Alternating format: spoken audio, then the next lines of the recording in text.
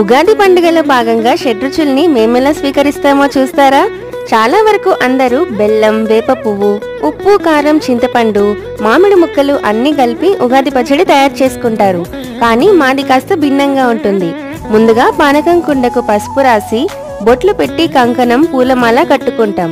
ఇందులో బెల్లం నీళ్లు, చిక్కదనానికి సరిపడా మంచినీళ్లు, మామిడికాయ ముక్కలు, వేప పువ్వు, కాస్త కుడకపొడి వేసి పానకం తయారు చేసుకుంటాం.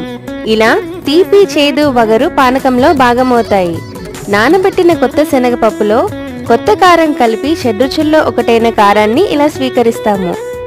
ఇక పులుపు మరియు ఉప్పదనాలను పచ్చి పులుసు రూపంలో స్వీకరిస్తాము. ఇలా పానకం, శనగపప్పు, పులిహోర, కొబ్బరి బూరెలు, పప్పు బూరెలు, కాయగూర, అన్నం, పచ్చి పులుసులను నైవేద్యంగా సమర్పిస్తాము. అందరికీ విశ్వావసునామ సంవత్సర శుభాకాంక్షలు.